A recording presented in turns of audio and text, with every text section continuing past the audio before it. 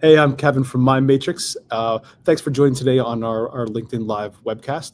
Super excited that I've got a real channel veteran, a channel leader, and a channel expert here with Jen Judy. Hey, Jen, how's it going? Kevin, nice to meet you again. It's been a bit, so very excited to get back in touch with you. Yeah, it's funny because we connected here at the end of 2024 at some events, and I'd always seen your name and through LinkedIn, and just super excited that we actually get to sit down and have a conversation.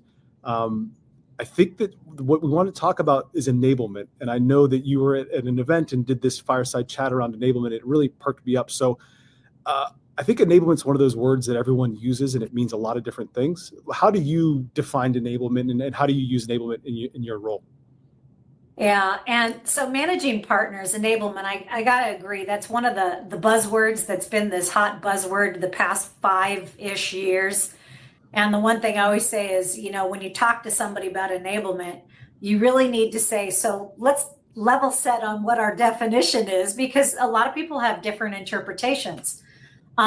With where I'm focusing when I talk about channel enablement, and I've been doing it for about 25 years, I really look at it, and through learning experiences over those 25 years, I've kind of categorized channel enablement into 4 areas of focus. It's content, communications, education, and accessibility.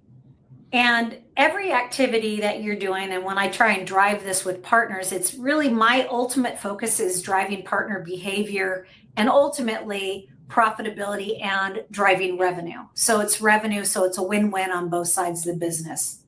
And we could talk about, when I talk about, I could talk to one of the pillars, which is content.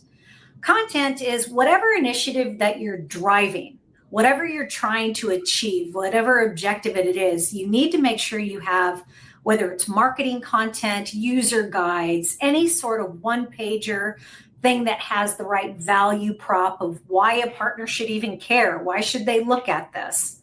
So content is really critical to have. Then you need the communications component to help support when you have that content created, communicating out effectively and efficiently, targeting partner profiles, making sure you're hitting the right partners in the way you need to. Moving over to the pillar 3, education. Well, I've got my content, my communications. Now we need to start wrapping things around that and educating your partners. All right, what's the initiative you're driving? How do you use the content that we have? What are the tools, the communication tools that we have in there? So you need to educate your partners on whatever initiative you're trying to drive. It could be webinars, it could be face-to-face sessions. Those are a lot of ways you could interpret education. It could be your certification programs, specializations. There's so many layers and how you could dive into that. The last piece is accessibility. How easy is it for your partners to find it? Can they find it on your portal? And this comes down to ease of doing business and how you find everything, where is it posted, easy to download, and then you have your metrics along with that. So these 4, content, communication, education, and accessibility, this is not just that you could utilize for partners. You could actually use this internally. I believe in using it inside out. Train your internal teams the same processes that you're doing with your partners, and then your partners as well. So it really sounds like it's a system, or I like to use pillars too, because it's not a linear process, and it's how you kind of stand up a program. So enablement from, you said, the partners, but also internal. So I think that's a really a nice touch to understand it that way. I think If a you, lot, I don't mind. A lot of yeah, people forget about that. Even when you're enabling partners, you do need to think the inside out. And there is a chronological way in which you should do it. So you not just have your internal sellers, then you need to make sure you go your distributors, then your resellers, and then they can go to your customers. So there is that path to make sure that there's the integrity and the intention is done in the right way to make sure that everybody is brought up to speed in the same way. I think that's that holistic view, and I think that probably leads into content too. But it's a making sure that everyone is is enabled, everyone is upskilled, everyone understands the goal, and they all roll back up to that, not just, hey, here's something for the partners or here's something for the channel and just walking away from it. That's not enablement. That's you've delivered something, but you haven't done enablement as a process and a practice. So very cool. Yeah, Mind if we start on content then? Can we maybe take sure. a drill into all those? That was content's another one of those buzzwords. I mean, I'm a marketer. We always hear content. What are some things that you think makes good content within an enablement program or within an enablement practice or enablement motions? What's the difference between good content and bad content, or what's the difference between impactful content and content that kind of gets left behind? Whatever you deliver, you need to make sure it's the value for the partner. A partner has many vendors. How do you stand out? And it all comes down, bottom line, partners want to know profitability. It comes down to profitability. How do you really show the value of what you're bringing to market? What initiative or what practice or what document are you looking at? And to me, it's not creating tens of thousands of documents. You may only want 5. And one of the steps that I've done too to really evaluate what type of document do you want to create, I believe in working with the partners. Don't do things in a vacuum going, oh, well, we've always created these assets. That's what I always do. We just rinse and repeat and rinse and repeat. What I think there's a step that sometimes is forgotten or we take for granted is actually talking to your partners. Understand what would it take if you're trying to launch something or do a particular initiative or drive a particular practice. Sit down with some of your partners, have a focus group individually or as a group going, hey, we're trying to launch this. What would it take? What lever would I need to pull to help get your attention? What would drive that? And I think when you extract those type of activities from your partners of what they want, not what you always have done, I think it will influence you on what type of document you should create and ensure that you have the partner value prop to really, it's the carrot rather than just pounding them with one standard solution briefs, this or that. So I think you need to tie in the true value and build it into whatever document you're creating. Because I can't tell you, you got to do these documents. It's not that. It's you got to work to what does the partner need and kind of get a summary of what that is and then work into what you're going to create. It Did also that help? yeah, I think it sounds like know your audience. I mean, I think that's also too of that you, if you're talking to partners, that's different than talking to the end users and the partners' customers. Like you have to enable on that level, but I think what you're saying too is it's just as important to make sure that you're listening to the pain points of that partner and the things that they need, not just saying here's features, functionalities, benefits, all of those things. Like you said, how can you make more money? How can your business be successful through this partnership and enabling that way? That's a good point. I also saw too I was writing down the kind of 3 things that you mentioned of like the mind share, the ease of use, but then also talking to the partners. It's one thing to think that you know what they want, but unless you hear it from their mouth, it's still a guess. That's exactly it, because we all get in that motion of, when all of us marketing people, we're like, okay, we have our list of assets. We're going to pound through each of these. This is what we always do. It's always good to hit pause and go, let's revalidate. And sometimes different initiatives require a different approach. And I always say it's important to know, don't make assumptions. We all know what that means. But I mean, when you make assumptions of what should happen, talk to some of your valued partners, talk to the high performing ones, what they want, but talk to the whole gamut, those that are, adequately performing and those that are not. Those are the most insightful ones. When you hear of why, you guys aren't, transacting on this particular solution or whatnot, tell me a little bit more. How can we as a vendor help encourage you to do this? You might learn more from those underperforming ones to go, maybe we need to add more to our documents, more to the program, more to address these pain points. So I think getting that sampling of your partner base is really critical, and it really empowers you as a vendor or a partner to really drive that behavior and adapt as you go. That's like the perfect segue, because it sounds like communication is something that you need to have with your partners, and being able to talk to them and understand, like you said, the ones that are doing well, how can you keep on doing great with them? But the ones that are falling behind, is it something that through that communication, what can you uncover to make it work more? So I guess communication is really great to being successful there. It is. And I think communication, you could think of it in multiple ways. One is like your forums, your, getting together with your focus groups, staying on top of it. Then you also have your traditional newsletters, things like that. But everybody's got a newsletter.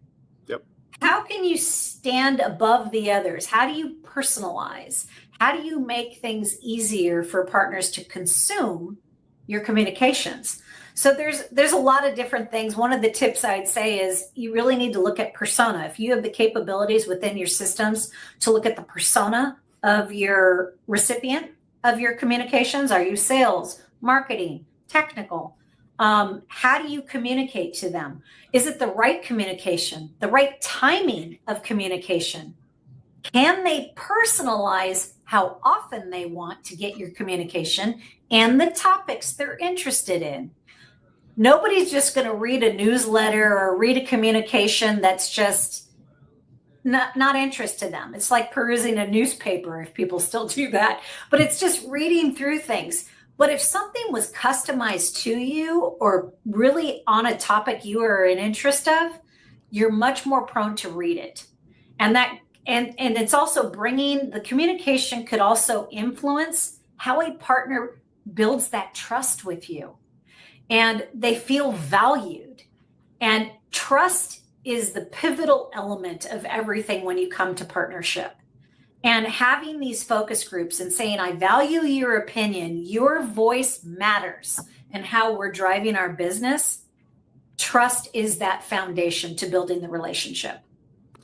It's interesting you say that too around personas. I think that so many times as a marketer, I think of a persona as, okay, that's how I'm going to segment, put people into buckets, and I'm going to tell them my story.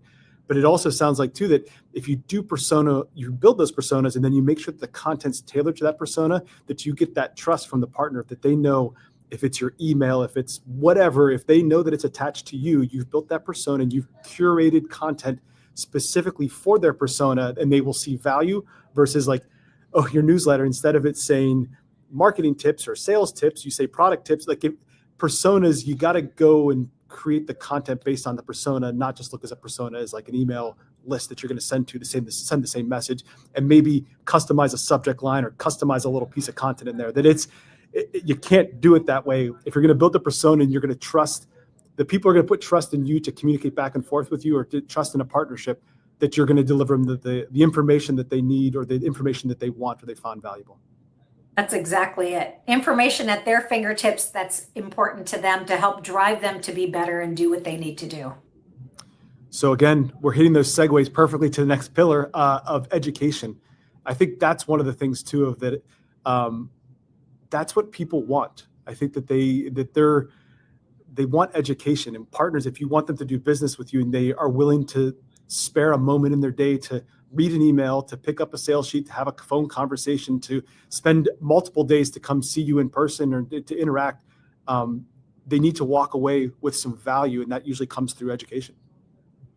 Absolutely. And with education, you have your typical ones, your webinars. Companies have certification programs, specialization programs. But a lot where, even when I started thinking of training partners like to consume in vignettes, bite-sized things, podcasts like this. These are really important things that you guys are doing with these individual podcasts. People could pick the topics that they want and what you try and learn from. These are the types of things and ways people want to consume information. And I've even done it in newsletters. In my newsletters, I started creating the articles instead of written. We've gotten to be in this got to get it now. And we like watching a video, and, people watch reels on Facebook, and they just want these quick wins.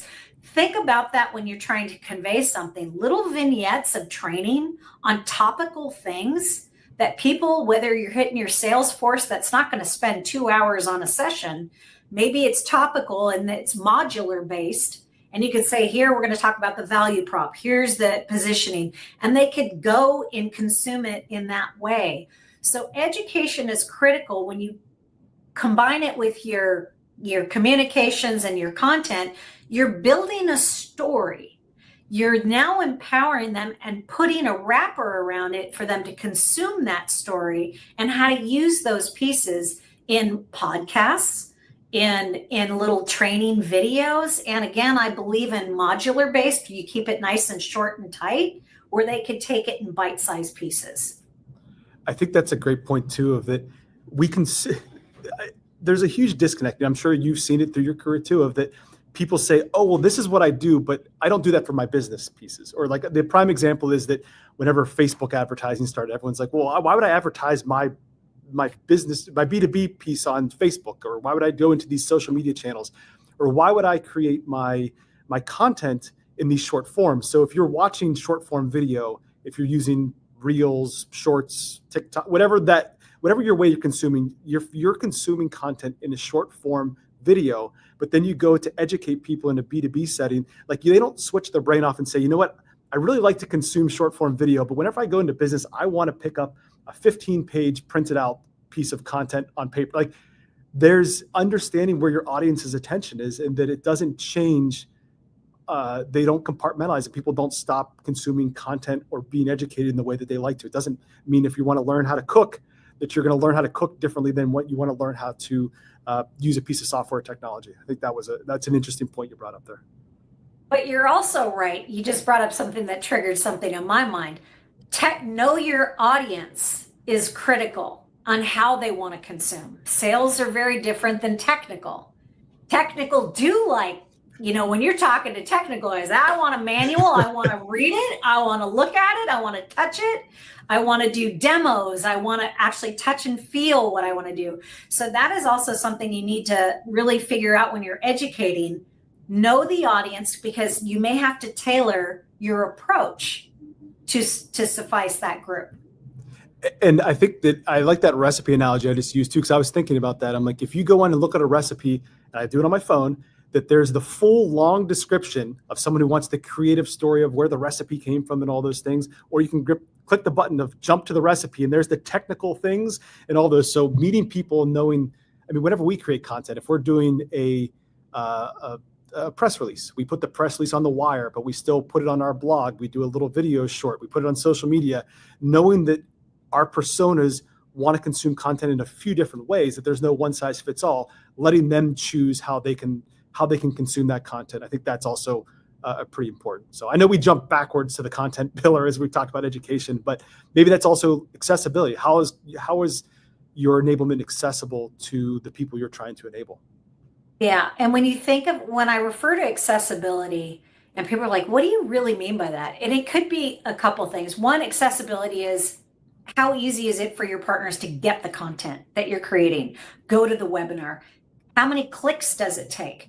It now comes down to ease of doing business. So this is where you get into the partner experience, ease of doing business. When they do all of these things, is it easy for them to go and get it? Or if I'm trying to find content, I'm trying to build something, I have to go to 10 different places. I get lost, I get confused. You get people that abandon the search because it's just too complicated.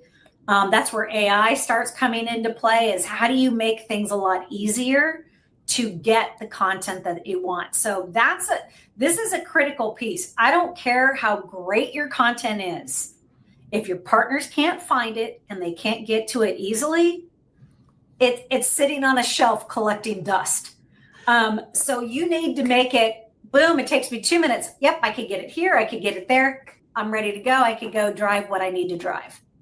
Yeah, it's not locked away under plastic, tucked away. Like you have the most beautiful thing, but you can't, if no one's looking at it and you can't let people use it, then it really doesn't matter. Exactly. Exactly. Awesome 4 pillars there to kind of talk strategy and some tactics.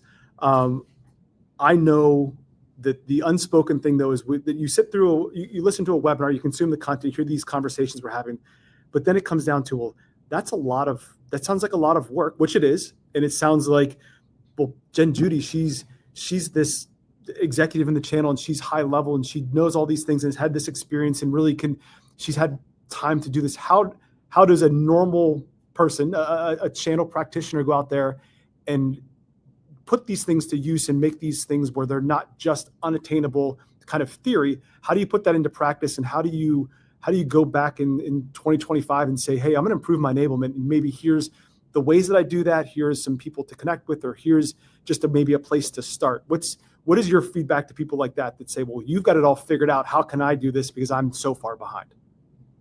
So first of all, I don't have it all figured out. Those 4 pillars came for 25 years of doing this, but you're right. It's through lessons learned of stumbling, falling, pitfall here, pitfall there.